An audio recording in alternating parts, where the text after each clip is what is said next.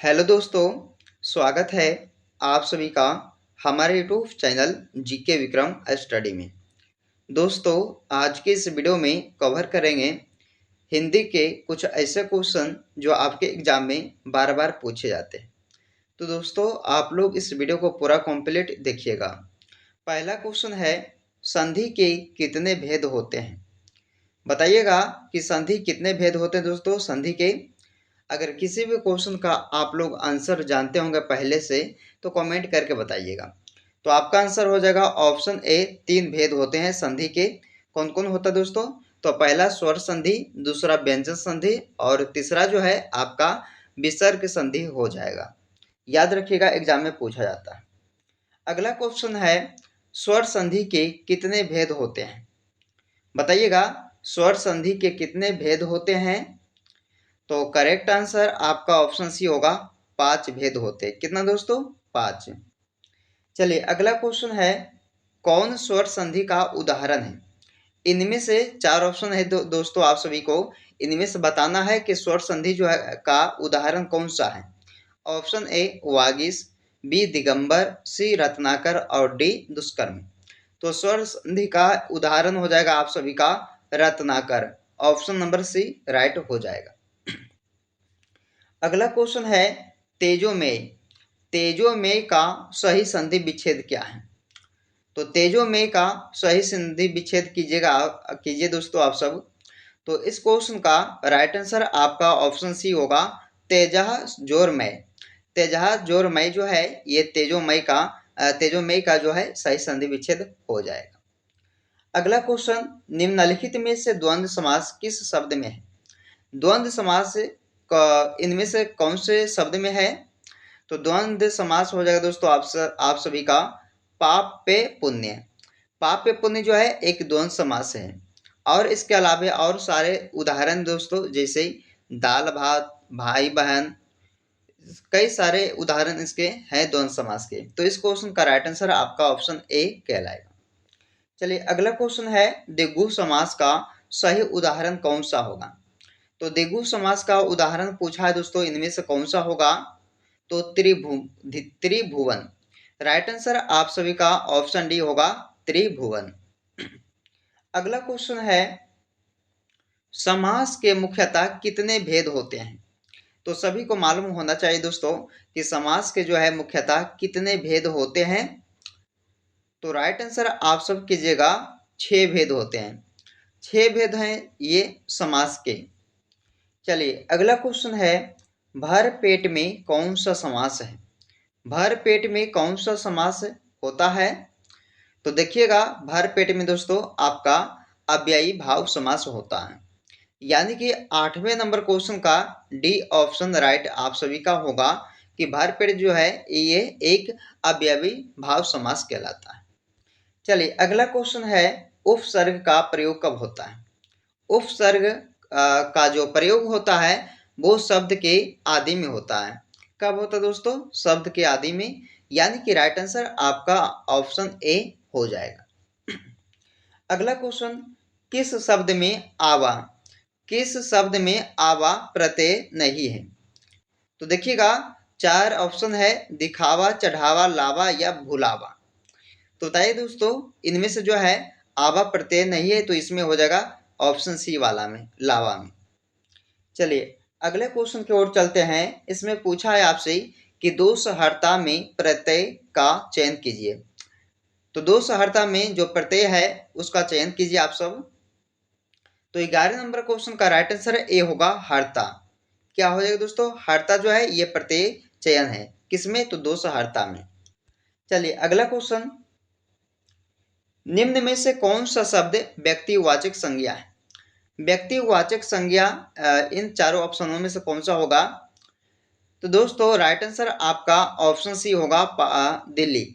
दिल्ली जो है ये एक शब्द जो है व्यक्तिवाचक संज्ञा कहलाता है। अगला क्वेश्चन, वह घर से बाहर गया।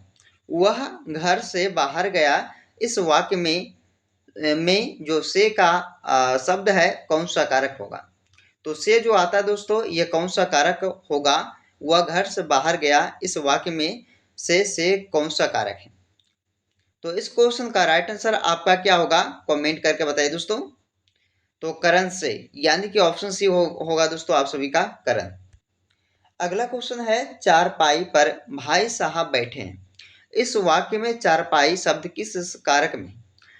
तो दोस्तों चारपाई पर भाई साहब बैठे हैं, इस वाक्य में चारपाई शब्द किस कारक में आता है।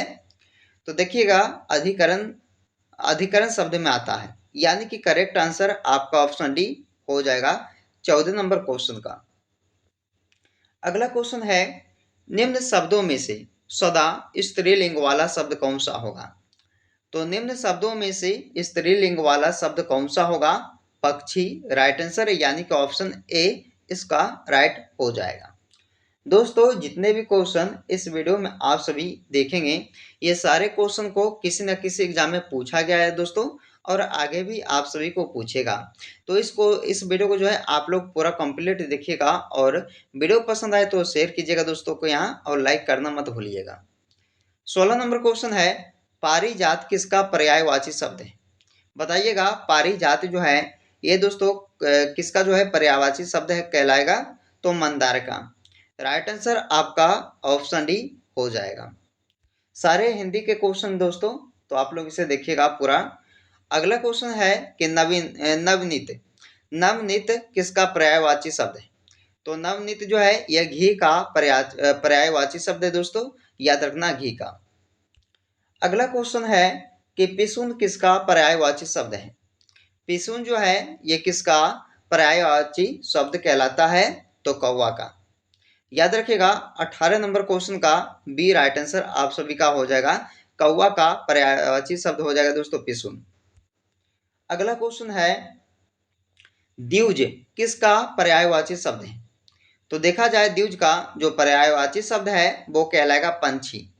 क्या कहलाएगा, पंछी, यानी कि ऑप्शन बी इस क्वेश्चन का राइट आंसर हो जाएगा। अगला क्वेश्चन है 20 नंबर क्वेश्चन दोस्तों, इसमें पूछा है आपसे कि हिंदी शब्दकोश के छ का क्रम किस वर्ण के बाद आता है।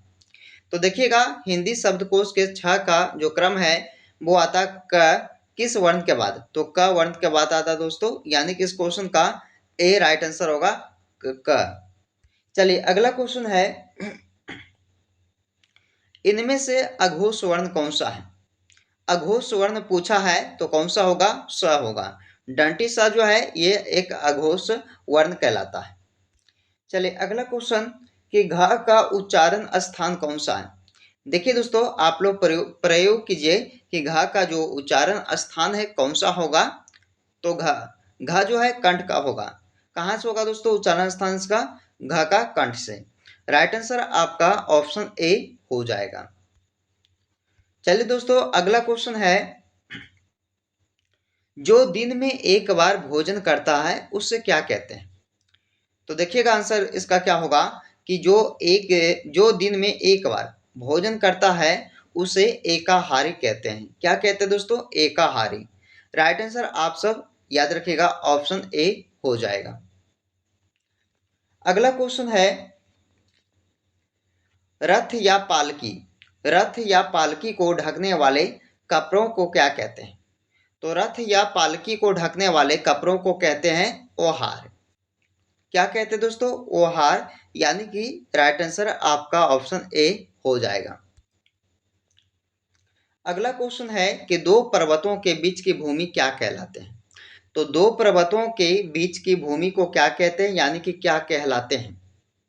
तो क्या कहलाएगा दोस्तों, उपत्यका। उपत्यका जो है ये दो पर्वतों के बीच की भूमि, ये जो है इसे कहते हैं। तो याद रखिएगा उपत्यका। अगला क्वेश्चन है, आर्द्र का विलोम शब्द क्या है। आर्द्र का विलोम शब्द क्या होगा, शुष्क। आर्द्र का विलोम शब्द शुष्क हो जाएगा। अगला क्वेश्चन है, स्थावर का विलोम शब्द क्या है। देखिएगा, स्थावर का जो विलोम शब्द है वो क्या कहलाएगा दोस्तों, जंगम कहलाएगा। राइट आंसर आपका ऑप्शन ए हो जाएगा, स्थावर का जो विलोम शब्द है यानी उल्टा शब्द जो है जंगम है। चलिए अगला क्वेश्चन देखिएगा, मुहावरा किस भाषा का शब्द है। बताइएगा आप सब, मुहावरा जो है ये दोस्तों किस भाषा का शब्द कहलाएगा? तो अरबी भाषा का शब्द कहलाएगा मुहावरा। तो इस क्वेश्चन का राइट आंसर ए हो जाएगा। दोस्तों, आप लोग इस वीडियो का अंतिम क्वेश्चन को देख रहे हैं, जो आप लोगों को कमेंट करके बताना है।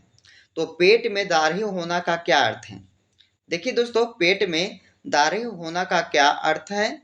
ऑप्शन ए धूर्त प्राणी, बी रोगग्रस्त होना, सी पेट तक लंबी दाढ़ी होना, या डी देखने में सीधा किंतु चालाक होना। कमेंट करके इसका राइट आंसर बताइएगा कि पेट में दाढ़ी होना का क्या अर्थ होता है। तो दोस्तों, सामान्य ज्ञान हिंदी का कुछ क्वेश्चन इस वीडियो में कवर किए हैं, जो सारे एग्जाम में बार बार पूछे जाते हैं। तो आप लोग इस वीडियो को पूरा देखिएगा, और वीडियो पसंद आए तो दोस्तों के यहाँ शेयर कीजिएगा, और इस वीडियो को लाइक जरूर कीजिएगा दोस्तों। तो चलिए फिर आपसे मिलते हैं अगले वीडियो में, जब तक आप लोग इस वीडियो को पूरा देखिएगा।